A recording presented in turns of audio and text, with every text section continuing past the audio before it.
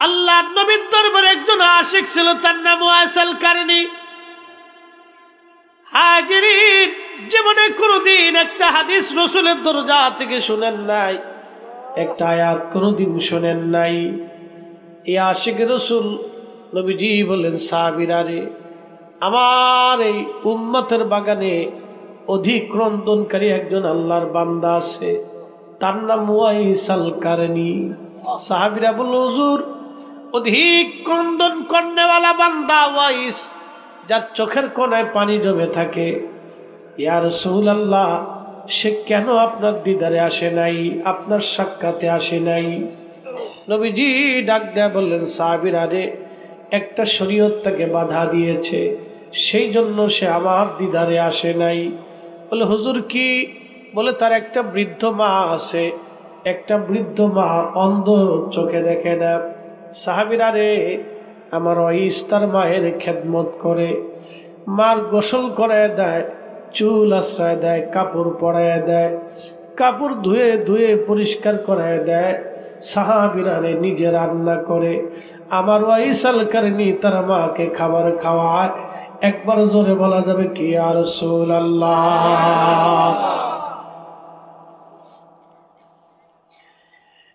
রানীখারবাসী, মনোযোগ দিয়ে কথাগুলি শুনে যাবেন বাবাজি। আল্লাহর নবী ডাক দিয়ে বললেন, সাহাবীরা রে, আমার ওয়াইস মায়ের সেবার কারণে আমি রাসূলের দরজায় আসতে পারে নাই। কিন্তু নবীজি বলে দিলেন, সহিহ মুসলিমের কিতাবু ফাযাইলু আসহাবিন নবী বাবু ফাযাইলু ওয়াইস আল কারনীর ভিতরে ইমাম মুসলিম হাদিস লিখতে যায় লিখলেন, নবীজি বললেন, ওমর, যদি কোনোদিন আমার ওয়াইসের সাক্ষাৎ তুমি পাও, তাহলে আমার ওয়াইসের কাছ থেকে দোয়া নিও। আমার ওয়াইসকে বইল আমার গুনাহগার উম্মতের জন্য দোয়া করার জন্য, কারণ আমার ওয়াইস দোয়া করতে দেরি হবে, আল্লাহর আসমানে দোয়া কবুল হতে দেরি হবে না। এটা মুস্তাজাবাতুদ দাওয়া, এমন কিছু ওলি পৃথিবীতে থাকে যারা দোয়া করতে দেরি হয়, আল্লাহর আসমানে দোয়া কবুল হতে দেরি হয় না। একবার জোরে বলা যাবে কি, আল্লাহু আকবার? বুঝতে কি কোনো অসুবিধা? তাহলে চলবে? শোনেন, এর ভিতরে ঢুকলে বের হওয়া যাবে না, আর বেরোলে ঢুকবেন না। কারণ আমি জানি রাত বেশি, চুপচাপ বসে কথা শুনতে হবে। যদি ভালো না লাগে তাও বসে থাকবেন। বলে, হুজুর কারণ কি? এই মাঠ যদি ছেড়ে দেন তাহলে বুঝবেন কিয়ামতের ময়দান কঠিন হবে। কারণ এই বেহেশতের বাগানে বসা এটা একটা নসিব। পৃথিবীতে 800 কোটি মানুষ আছে, সবাই মুসলমান না, সবাই মুসলিম না। বাংলাদেশে 18 কোটি মানুষ আছে, 18 কোটি। এই 18 কোটি মানুষের ভিতরে কালকে জুমা পড়বে না বহু মুসলমান আছে। এই কথা কর না কেন? তার নসিবে জুমা নাই। আল্লাহ নবী শোনেন, আল্লাহ রসুল বলছেন, ইসলামের ভিতরে কিছু কিছু রাত আছে, বরাতের রাত, কদরের রাত, 2 ঈদের রাত, জুমার রাত। এই রাত্রিগুলিতে যারা ইবাদত করে, হাসরের ময়দানে তাদের দিল মরবে না, দিল জিন্দা থাকবে। আসতে হয়ে গেল না? আর একটু জোরে বলবেন আল্লাহু আকবার। তাদের দিল কি থাকবে? জিন্দা থাকবে। যেমন আপনাদেরকে বলি, বাংলাদেশে এখন যুদ্ধ লাগলো, করোনা আসলো, করোনা, যুদ্ধ বাদ দেন, যুদ্ধ লাগলে আরো ভয়াবহ। করোনার কথাই বলি, বাংলাদেশে করোনা আসছিল, করোনা আসার পরে বহু মানুষের দিল মরে গেছিল, বহু মানুষের বিশ্বাস আল্লাহর উপর থেকে চলে গেছিল। তারা বিশ্বাস করছিল স্যানিটাইজেশনের উপরে, তারা বিশ্বাস করছিল ওষুধের উপরে। কি কথা কন না কেন? বহু মানুষের বিশ্বাস আল্লাহর উপরে ছিল না। বলে, হুজুর এটা কি বলতেছেন? হ্যাঁ, এটা সত্য, এটাই সত্য। আমি এক ব্যাংকে গেলাম, এক ম্যানেজার বলল, হুজুর ব্যাংকের যিনি জিএম অর্থাৎ মেন, তার দরজা পর্যন্ত যাইতে 7টা গেট, প্রত্যেক গেটে ওষুধ মারা হতো, কিন্তু তারও করোনায় ধরল। কারণটা কি? আমি বললাম যে তার বিশ্বাস ছিল না আল্লাহর উপরে। আমরা হুজুররা করোনার সময় আমি বিশ্বাস করি এই হাত দিয়ে লক্ষ লক্ষ মানুষের সাথে মুসাফা করছি। আমাকে অনেকে বলতো যে ভয় করে না, বলল হায়াত শেষ হয়ে গেলে পৃথিবীতে কোনো ডাক্তার নাই আমাকে বাঁচাবে, আর হায়াত থাকা অবস্থা পৃথিবীর কেউ নাই আমাকে মেরে দিবে। কথা বলেন ঠিক কিনা? এই জন্য 100% আল্লাহর প্রতি ইয়াকিন থাকতে হবে, পিওর ইয়াকিন থাকতে হবে। এই জন্য এখানে বসলে বসার মতো বসে একসাথে বলে নারে তাকবীর, হয় না? আরো জোরে বলে নারে রিসালাত। আল্লাহ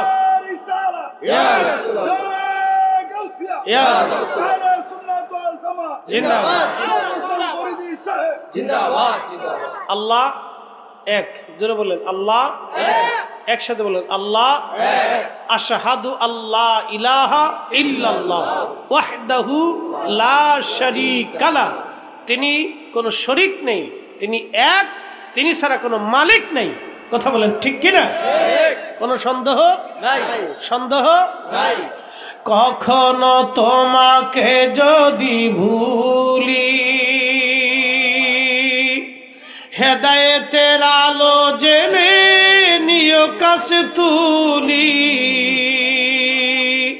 ঠাই দিও প্রিয়তম, ঠাই দিও প্রিয়তম ওগো মহিয়ান, তুমি রহমান, তুমি মেহেরবান। অন্ধ গাহে না শুধু তোমারি গুণগান, অন্ধ গাহে না শুধু তোমারি গুণগান, বুঝে বুঝে না তবু শান, তুমি রহমান, তুমি মেহেরবান।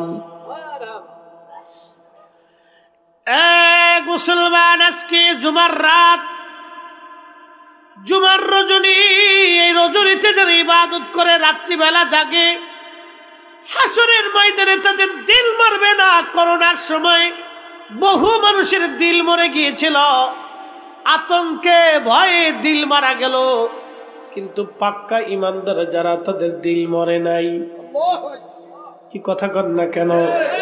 যারা পাক্কা ইমানদার তাদের দিল মরে নাই।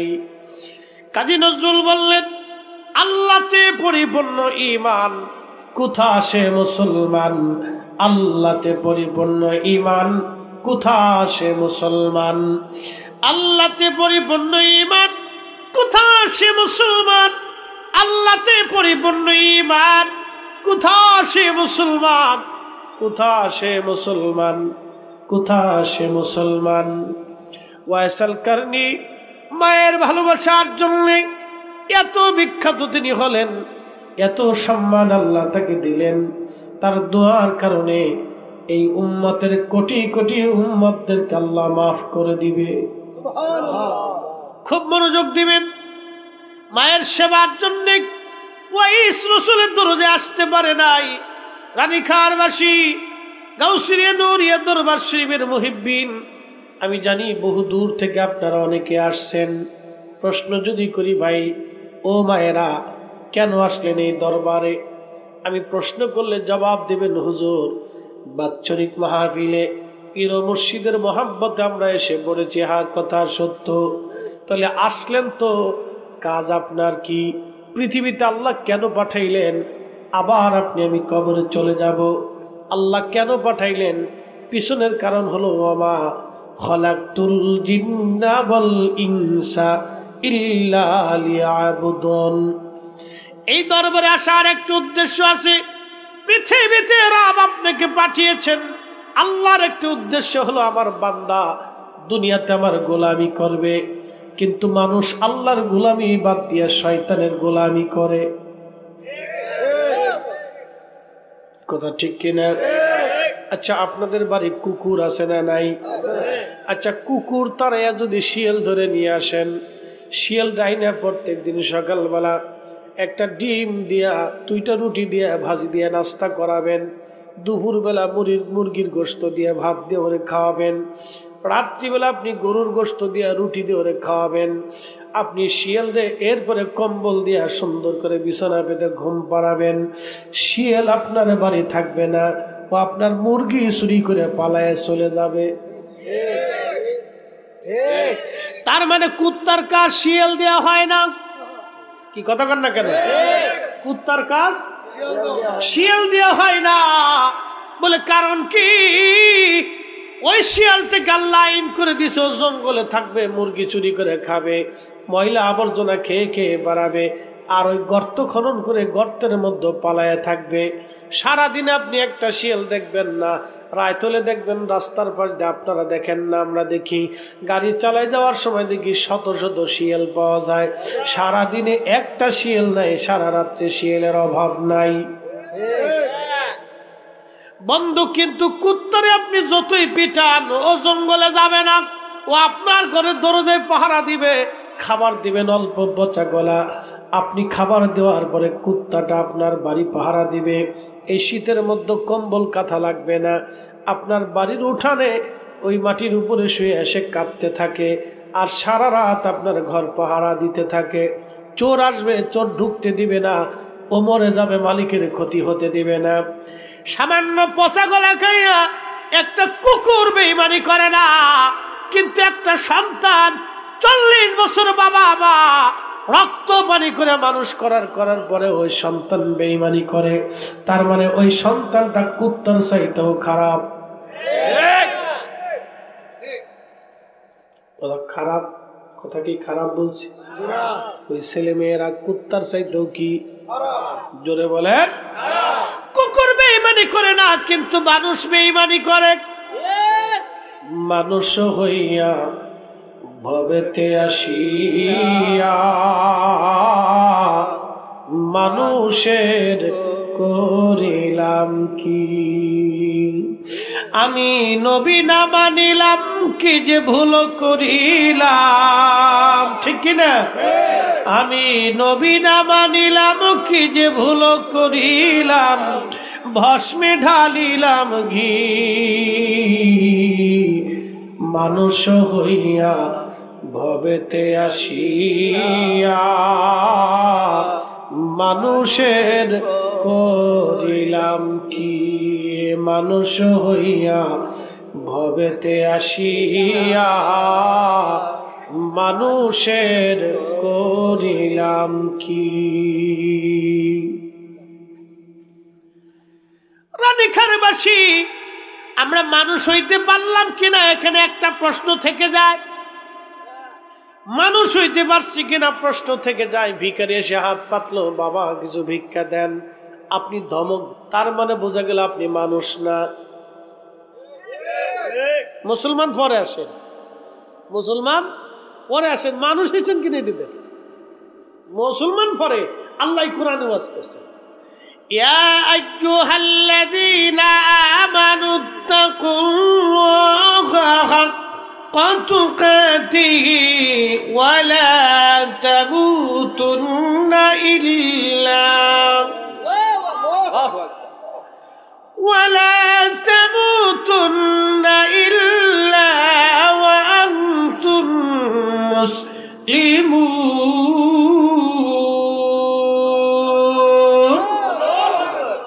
ইমানদার, আমি আল্লাহকে ভয় করো, ভয় করার মতো তুমি ভয় করো।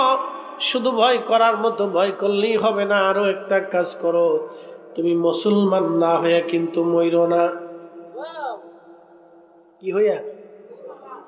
আচ্ছা বলেন কি হইয়া? আচ্ছা বলেন তো, যে লোকটা ঘুষ খায় মুসলমানের হিসাব পরে করেন, সে কি মানুষ হইছে?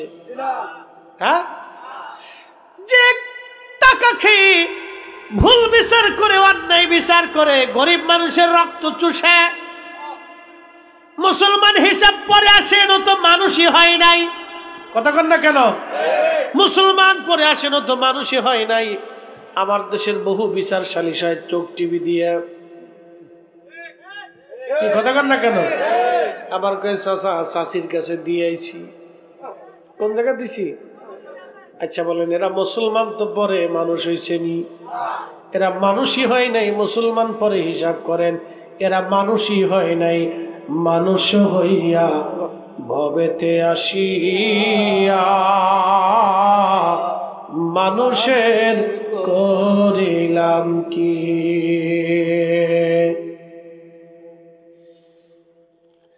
হ্যাঁ মানব জাতি, আমাদেরকে মানুষ হওয়া লাগবে। মানুষ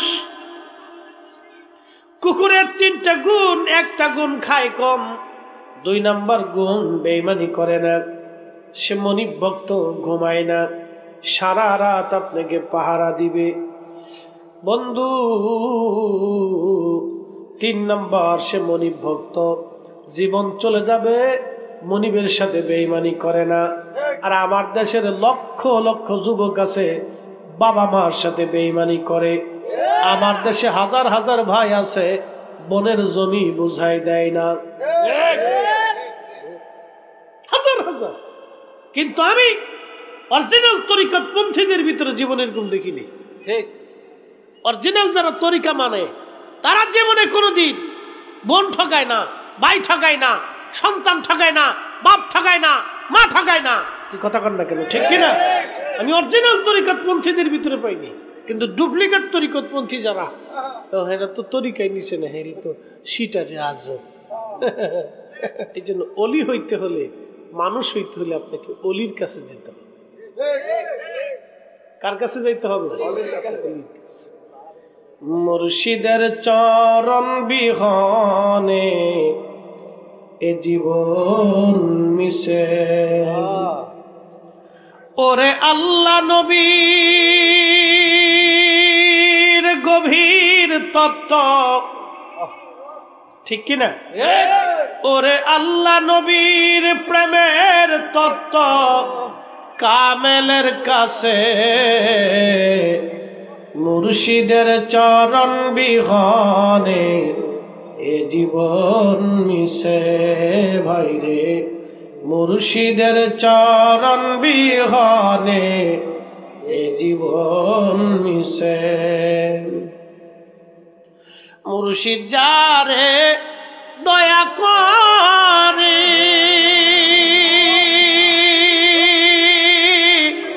আউলিয়া বানাইতে পারে, কামেল যারে দয়া করে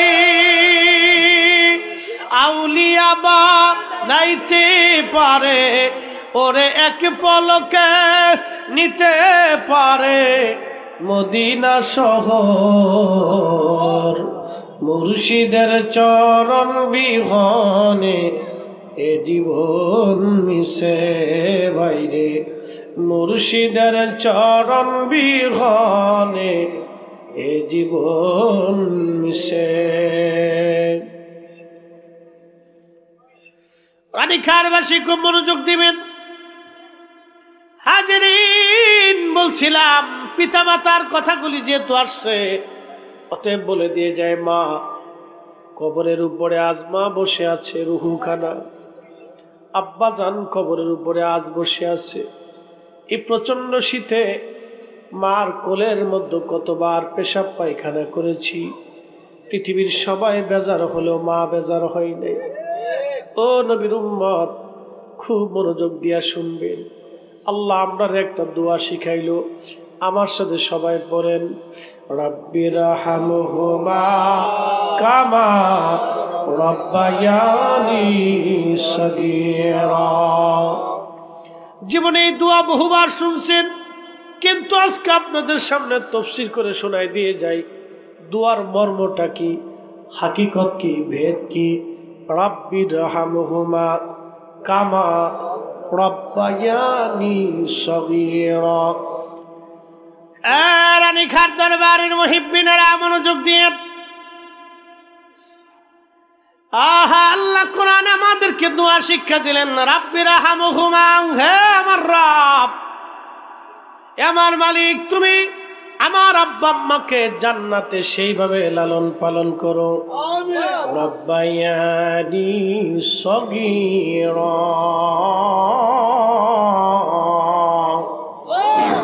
আমার আব্বা আমার মা আমার যেইভাবে ছোটকালে লালন পালন করছিল, রব্বায়ানি সগীরা, দিলটাকে নরম করে দেন। একটু খেয়াল করে দেখেন, আপনি কোলের মধ্যে মার কোলে পেশাব করেছেন, একবার আর দুইবার করেন নাই, দিনে অন্তত 10 বার আপনি পেশাব করেছেন। 10টা বার মা একটা বড় বেজার হয় নাই। পেশাব করার পরে পেশাবটা জোরে ফেলে দিয়ে মা আবার আপনাকে নতুন কাপড় পরায় আবার চুমা লাগাইছে। রানীকারবাসী, আপনি আবার বাথরুম করে দিয়েছেন, সবার নাকের মধ্যে কাপড় চলে গেল, একজনের নাকের মধ্যে কাপড় যায় নাই। তিনি মা, তিনি মা, তিনি মা, তিনি মা, তিনি মা। রানীকারবাসী গো, মার নাকের মধ্যে কাপড় যায় নাই। আপনার বাথরুম মা নিজে হাতে পরিষ্কার করে আবার আপনার নতুন কাপড় পরে মা চুমা লাগাইছে। দুলিয়ে দুলিয়ে দুলিয়ে দুলিয়ে মা আপনাকে ঘুম পাড়ায় দিয়েছে। আপনি ঘুম থেকে উঠেছেন, চিৎকার মারতে দেরি হয়েছে, মা ছটফট করে দৌড়ে আপনার কাছে যাইতে দেরি হয় নাই। আল্লাহ বলেন রাব্বায়ানি সগীরা, বান্দারে তুমি সেইভাবে দোয়া করো যেইভাবে ছোট্ট কালে তোমার মা তোমারে লালন পালন করছিল। নবীজি একদিন বসে আছে, সাহাবীরা চারপাশে বসে আছি। হঠাৎ করে আল্লাহর নবী দাঁড়ায় গেলেন। এক বৃদ্ধা নারী লাঠির উপরে ভর দিয়ে হেঁটে হেঁটে আসে। নবীজির গা মোবারকের উপরে চাদর ছিল, এই চাদরখানা নবী গা মোবারক থেকে নামাইয়া মাটির উপরে বিছাই দিলেন। ওই বৃদ্ধা নারী লাঠির উপরে ভর দিয়ে দিয়ে হেঁটে হেঁটে এসে আল্লাহর নবীর সামনে দাঁড়াইয়া চাদর মোবারকের উপরে বসে পড়ল। নবীজিও বসে পড়লেন। বৃদ্ধা নারী কি যেন বলে, আর আল্লাহর নবী বিনয়ে বিনয়ে মাথা নোয়াইয়া নোয়াইয়া কথা শুনি। রাহমাতুল লিল আলামিন, সাজ্জাদুল কাউনাইন ওয়াস সাকালাইন, দুজাহানের সরদার হাবিবুল্লাহ, যার ইশারাতে কিয়ামতের মাঠে কোটি কোটি আমার আপনার মতো নাফরমানের নাজাত হবে, যার ইচ্ছার উপরে আপনার আমার জান্নাত জাহান্নাম নির্ধারিত হবে, সেই নবীজি বিনয়ে বিনয়ে বিনয় কথা শুনে সাহাবীর আশ্চর্য, এই মহিলা কে ভাগ্যবতী, চাদর বিছায় দেওয়ার পরে চাদরে বসে গেল। এই নারীকে, যে নারীর জন্য আমার রসুল গায়ের চাদর বিছায় দিল। আল্লাহর নবীকে দেখলেন, সাহাবীরা, মহিলা দাঁড়ায় গেল, নবীজিও দাঁড়ায় গেলেন। দাঁড়িয়ে যাওয়ার পরে মহিলা যত দূর পর্যন্ত হেঁটে হেঁটে যায় আমার নবী তত দূর পর্যন্ত তাকিয়ে থেকে থেকে চোখের পানি ফেলে কাঁদতেছিলেন। সাহাবীরা বলেন, হুজুর, এই ভাগ্যবতী মহিলাকে আপনি তার জন্য চাদর বিছায় দিলেন। সাহাবীদেরকে নবীজি বললেন, সাহাবীরা রে, তোমরা জানো না তিনি সে ভাগ্যবতী নারী যিনি মায়ের আদর দিয়ে ভালোবাসা দিয়ে আমার দুগ্ধ পান করাইয়া পেশাব পায়খানা পরিষ্কার করাইয়া আমার ঘুম পড়াইয়া আদর করিয়া চুমা লাগাইয়া আমার কোলে পিঠে করে মানুষ বানাইয়া বড় বানাইছিল গো।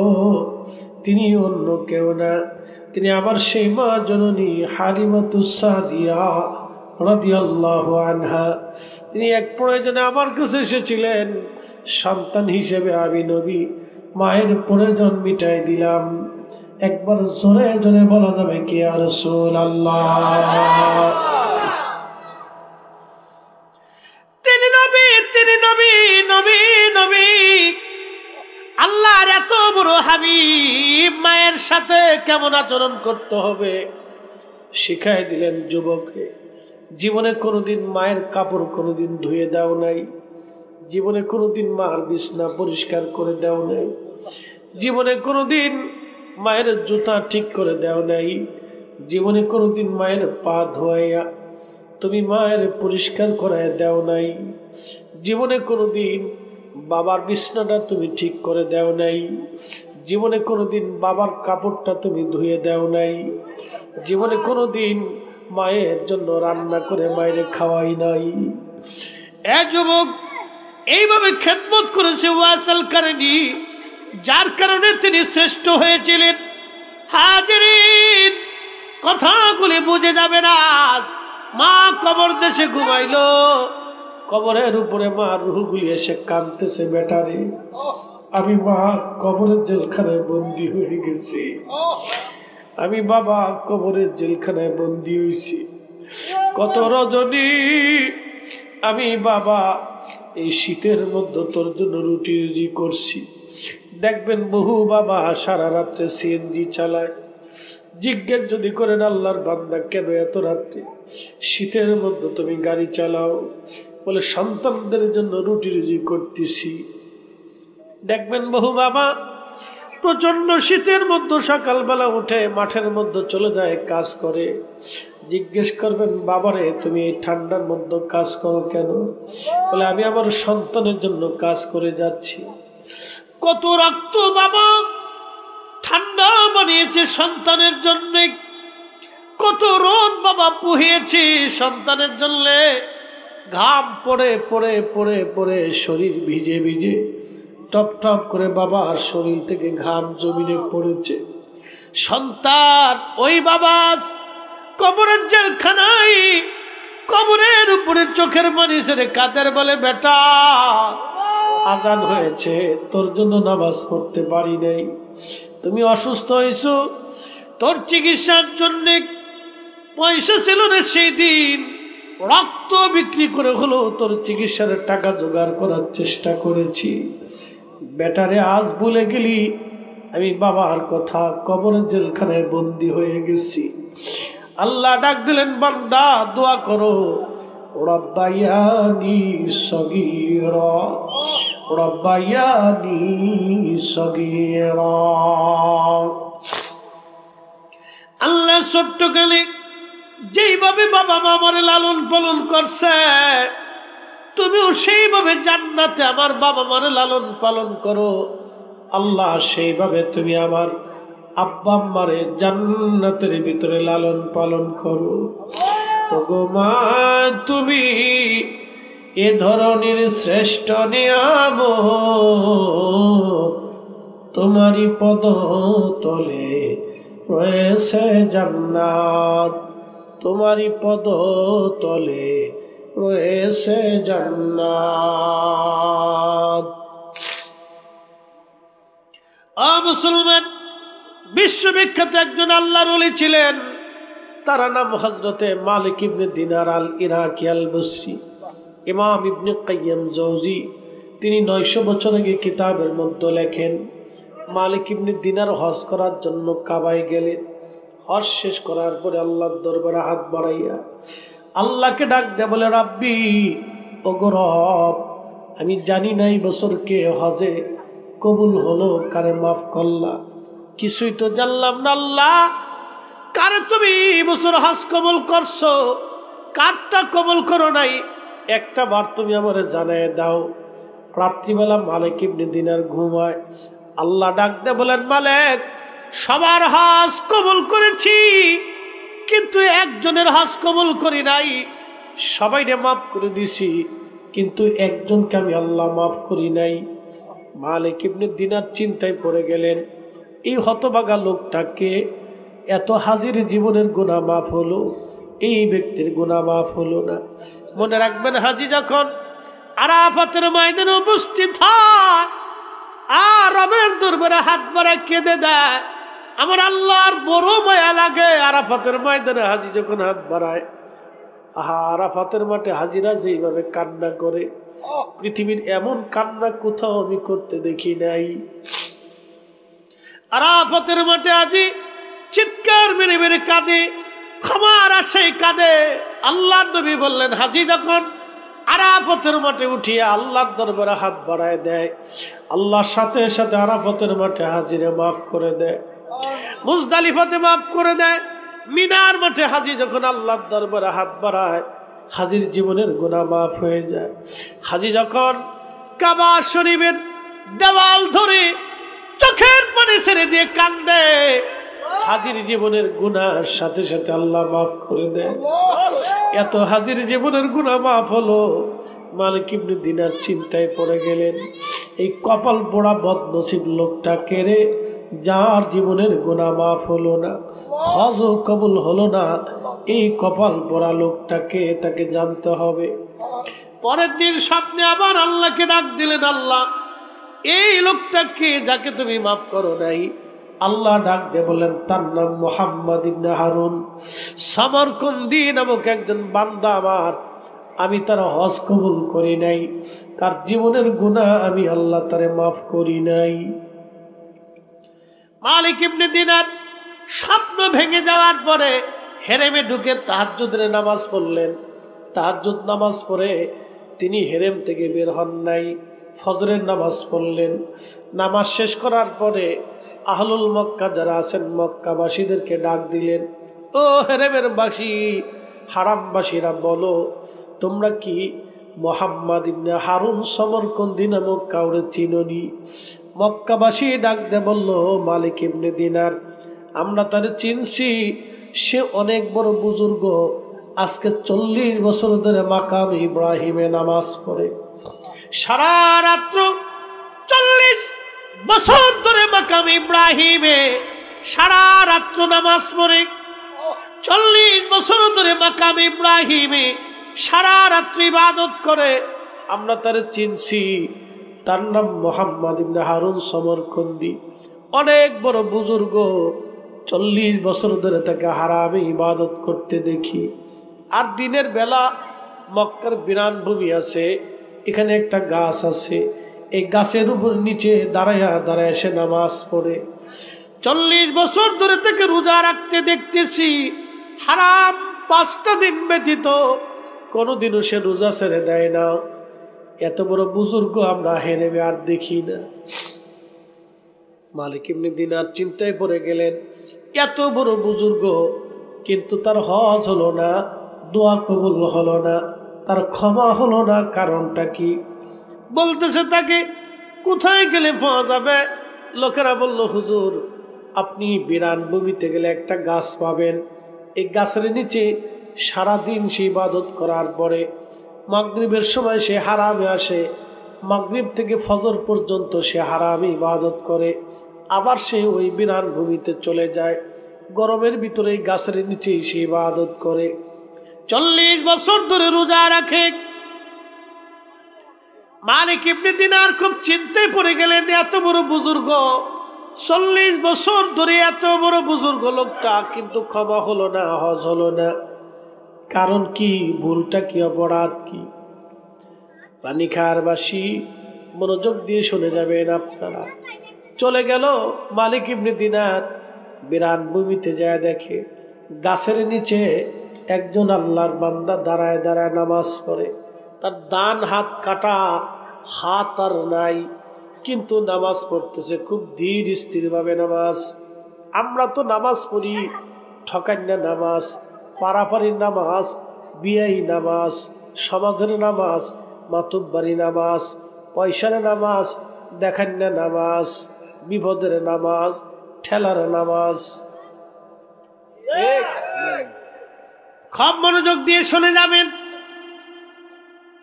মালিক ইবনে দিনার তিনি চলে গেলেন, খুব ধীর স্থির ভাবে লোকটা নামাজ পড়তেছে, সালাম দিলেন, আসসালামু আলাইকুম রাহমাতুল্লাহ। মালিক ইবনে দিনার তিনি বসে গেলেন, চুপচাপ বসে আছেন। লোকটা ধীর স্থির ভাবে নামাজ শেষ করার পরে উত্তর দিয়ে বলেন, ওয়ালাইকুম আসসালাম রাহমাতুল্লাহ। কে আল্লাহর বান্দা আপনি? পরিচয় কি? আমার কাছে কেন আস? মালিক ইবনে দিনার বলেন, আমার নাম মালিক ইবনে দিনার আল ইরাকি আল বসরি।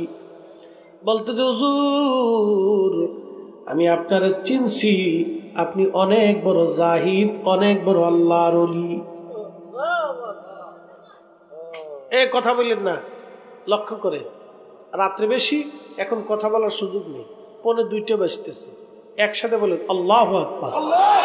না না, আরেকটু বলুন দাও, আল্লাহু আকবার। কখনো তোমাকে যদি ভুলি, আমরা ভুলে যাই না আল্লাহকে, কথা কর না, ভুলে যাই না, ভুলে যাই। কখনো তোমাকে যদি ভুলি, হেদায়েতের আলো জেলে নিয় কাছে তুলি।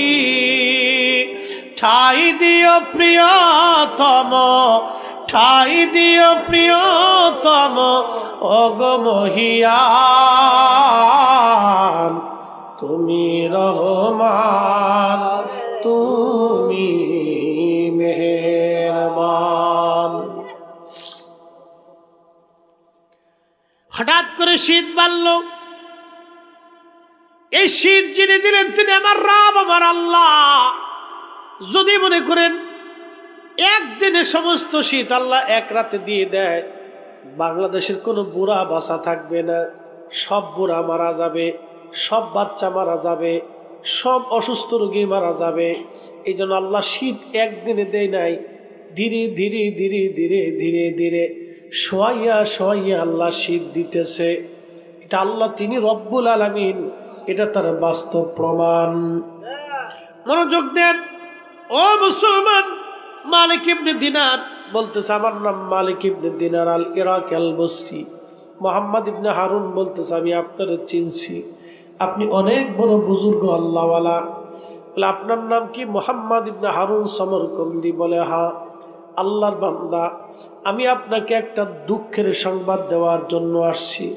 বলতেছে, হুজুর বলেন, কি দুঃখের সংবাদ আপনি আমাকে দিবেন?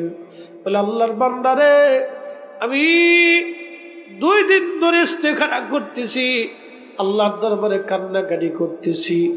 হজ শেষ হয়ে গেল, বহু হাজি হজ শেষ করে হেরেম থেকে বিদায় নিল, বিদায়ী তাওয়াফ করে হাজিরা চলে গেল। বিদায়ী তাওয়াফ করে হাজিরা চলে গেলে বহু হাজি, আমি আল্লাহর দরবারে 2 দিন ইস্তেখারা করে জানতে পারলাম আল্লাহ সবাইরে মাফ করে দিয়েছে, কিন্তু আল্লাহ মোহাম্মদ ইবনে হারুন সমরকন্দির আল্লাহ মাফ করে নাই। আল্লাহ আপনারে মাফ করে নাই, আল্লাহ আপনাকে ক্ষমা করে নাই। মোহাম্মদ ইবনে হারুন সমরকন্দি কেঁদে দিয়ে বললেন, হুজুর, হুজুর, আমি সেই হতভাগা, আল্লাহ আমারে মাফ করে নাই। বলতেছে, ও মোহাম্মদ ইবনে হারুন সমরকন্দি, বলো আল্লাহ কেন তোমারে মাফ করলো না? কারণটা কি বলবানি?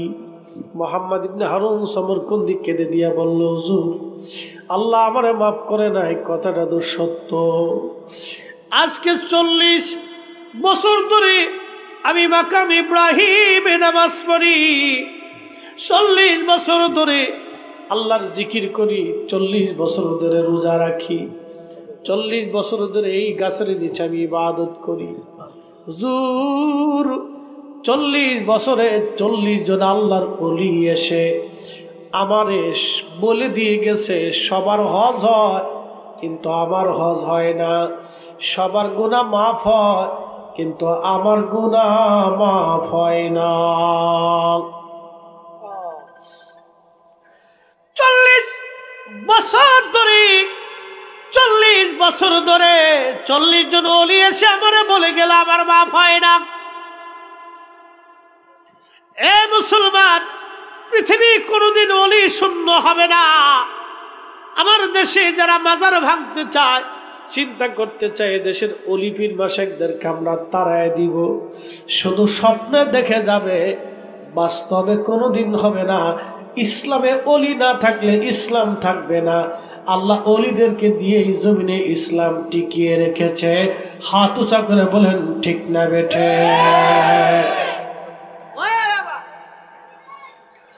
আল্লাহ ইসলাম টিকিয়ে রেখেছে ওলিদেরকে দিয়া।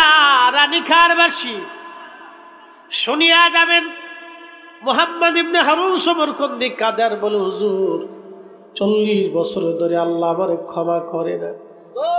আপনি শুধু না, 40 বছরে যে 40 জন আবদাল ওলি এসলো, 40তম বছরে আপনি আসলেন।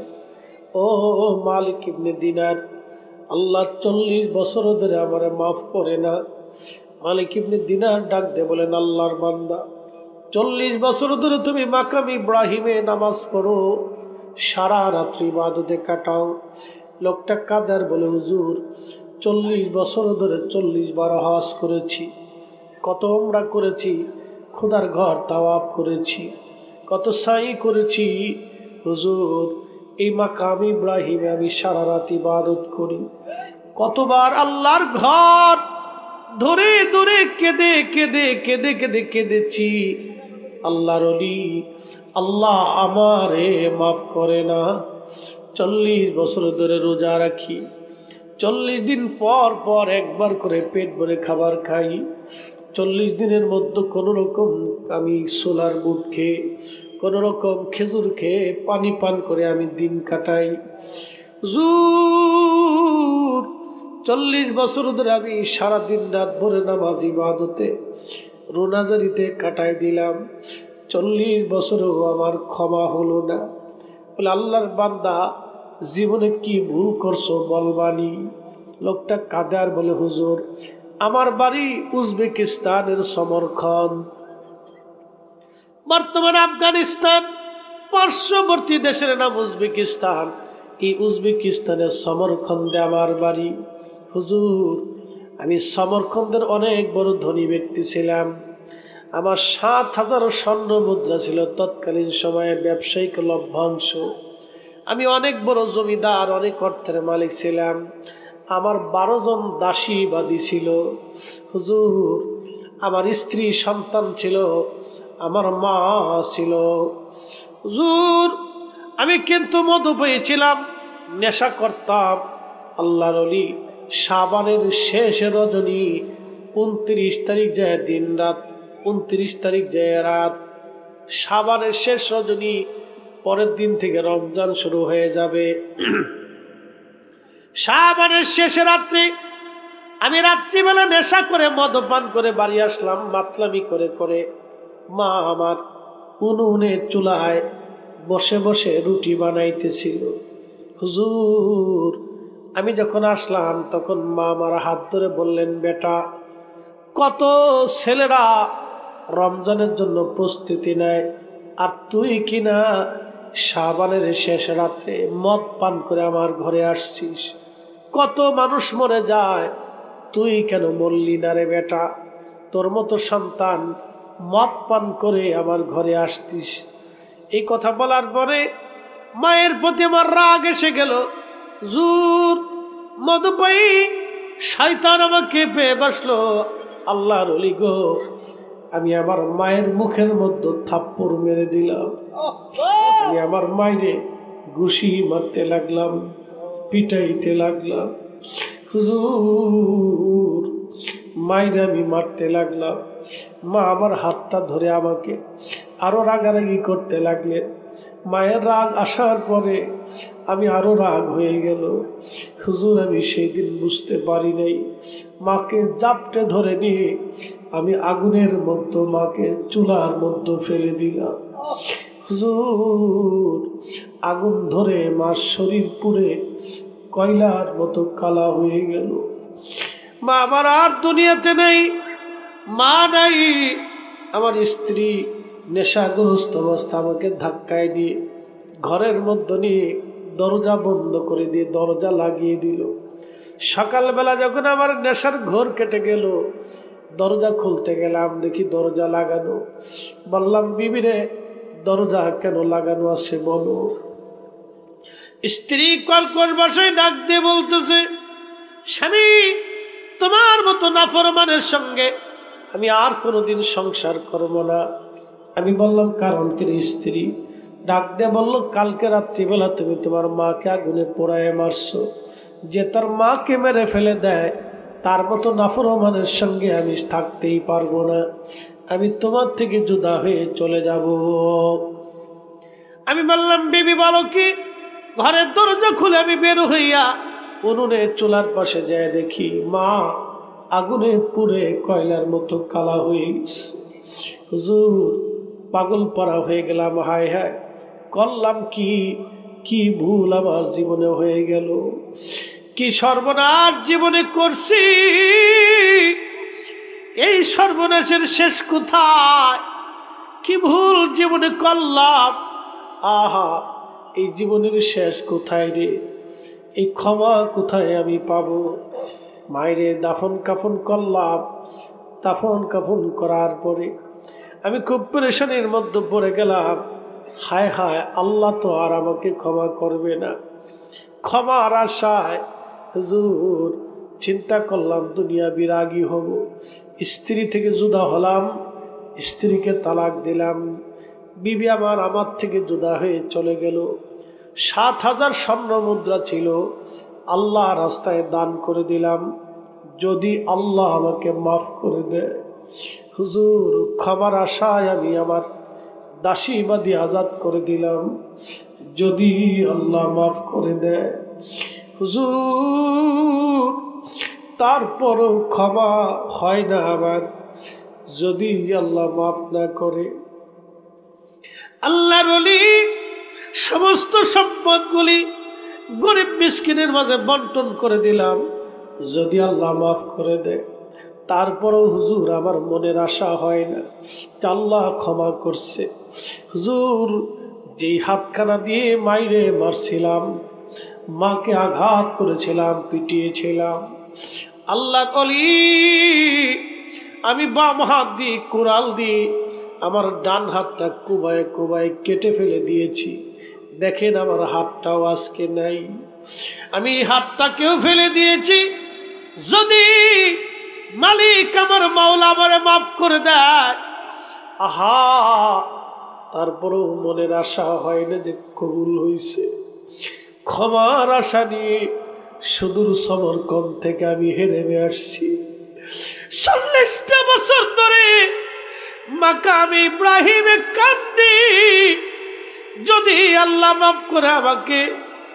৪০ বছরে ৪০ জন আবদাল এসে আমার জানাই দিয়ে যা, সবার ক্ষমা হয় কিন্তু আমার ক্ষমা হয় না, সবার মাফ হয় কিন্তু আমার মাফ হয় না, সবার হজ কবুল হয় কিন্তু আমার হজ কবুল হয় না, সবার দোয়া কবুল হয় কিন্তু আমার দোয়া কবুল হয় না, সবাইরে মাফ হয় কিন্তু আমার ক্ষমা হয় না, আমার ক্ষমা হয় না। ৪০ বছর ধরে মাকামে ইব্রাহিমে কাবা ঘর ধরে ধরে কান্দি, হুজুর ৪০ বছরেও আমার ক্ষমা হয় নাই। আমি কি করব এখন?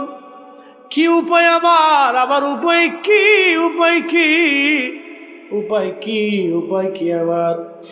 উপায় নাই রে, উপায় নাই রে, উপায় নাই।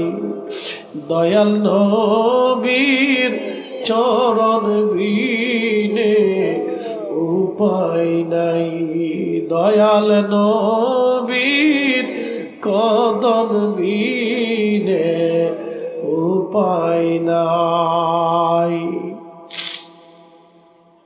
হুজুর ৪০ বছর পরে আমি এখনো ক্ষমা হয় নাই, আমার উপায় কি হবে হুজুর?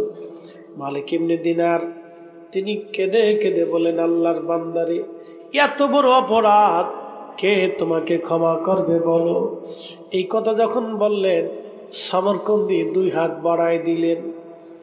ইমাম আবুল ফারাজ ইবনুল জৌজি লেখেন, 2 হাত বাড়াইয়া আসমানের দিকে তাকায়া কাদার বলে, হে বিপদ অপসারণকারী, হে মুসিবত দূরকারী আমার আল্লাহ, আপনি আমার এমন ভিখারি বানাইছেন, আপনি ছাড়া আমার আর কোনো দরওয়াজা নাই। আল্লাহ আপনি আমার এমন ভিখারি বানাইছেন, আপনার দরজা ছাড়া আমার আর হাত পাতার কোনো রাস্তা নাই। আল্লাহ একটা ভুলের জন্য আমি ৪০ বছর ধরে কাঁদতেছি। আল্লাহ যদি আপনার দরজা থেকে বান্দাকে তাড়াইয়া দেন, এ বান্দা কোন দরজায় হাত বাড়াবে?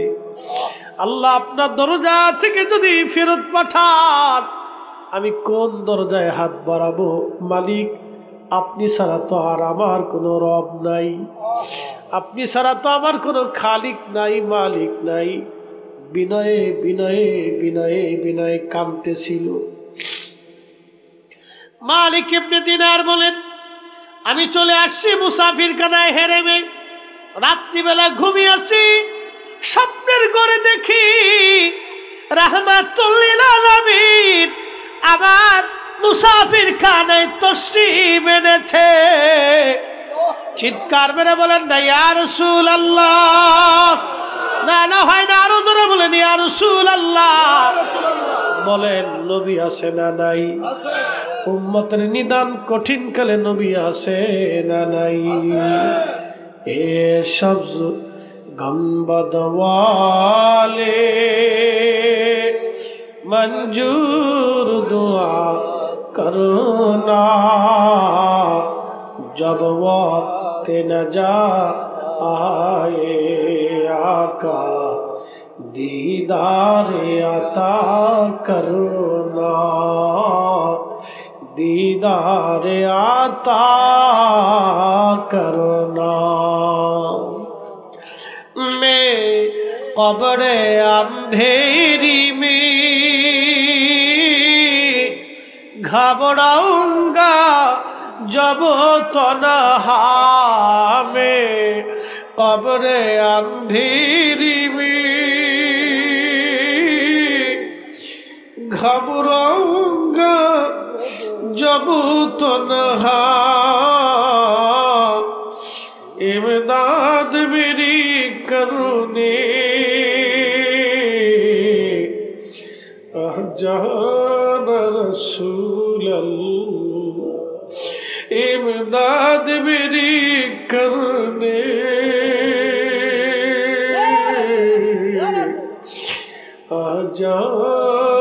जहान रसूल अल्लाह। औषध मेरी तुर्बत को लिल्लाह जरा करना, जब वक्त नजा आए आका दीदार अता करना, दीदार अता करना।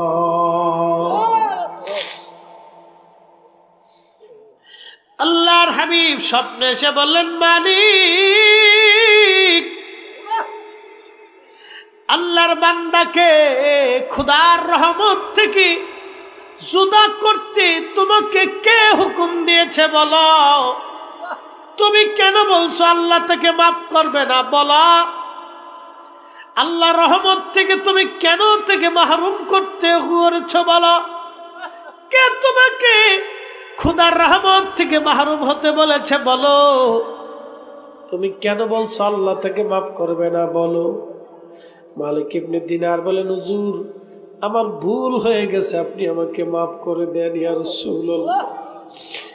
আল্লাহর নবী ডাকতে বলেন মালিক ইবনে দিনার, আমার উম্মতকে তুমি যা সুসংবাদ দাও, মুহাম্মদ ইবনে হারুন সমরকন্দির জীবনের গুনাহ আমার আল্লাহ মাফ করে দিছে। একসাথে বলা যাবে কি আল্লাহু আকবার? চিৎকার মেরে বলা যাবে কি ইয়া রাসূলুল্লাহ? উপায় নাই রে, উপায় নাই রে, উপায় নাই, উপায় নাই রে, উপায় নাই রে, উপায় নাই। দয়াল নবীর চরণ বিনে উপায় নাই, দয়াল নবীর চরণ বিনে উপায় নাই। আল্লাহুম্মা সাল্লি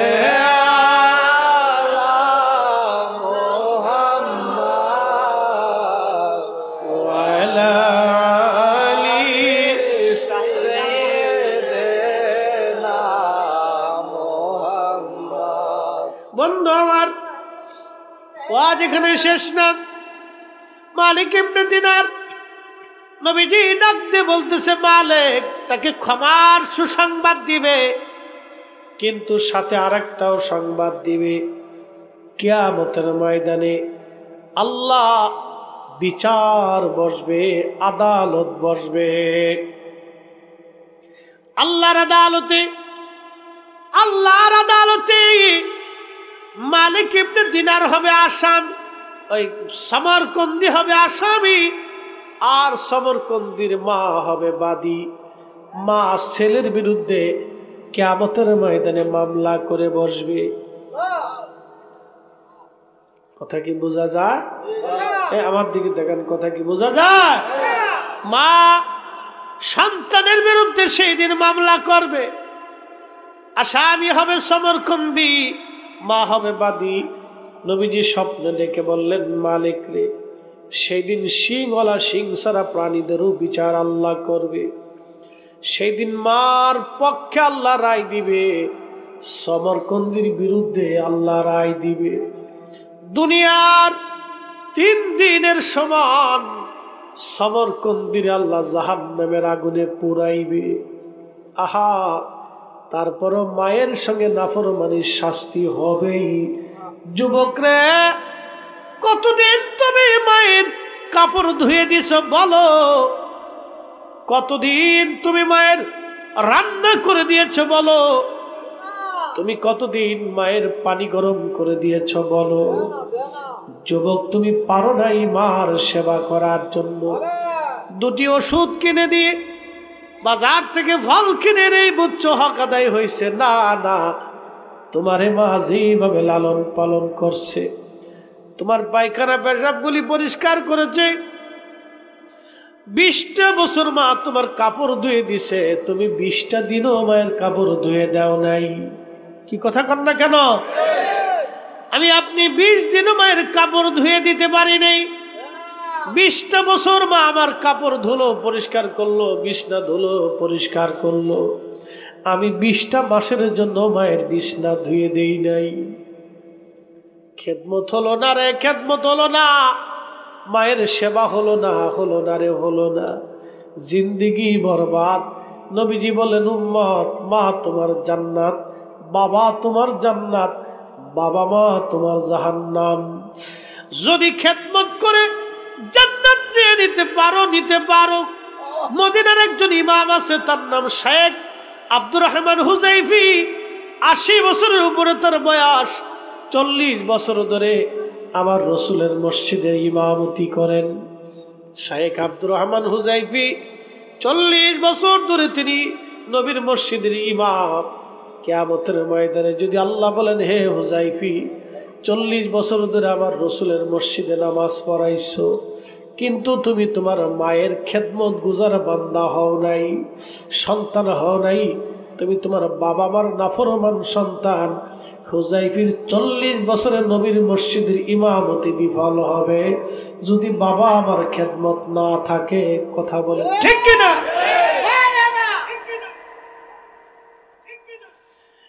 রানীখারবাসী, কথাগুলি শুনে যাবে না।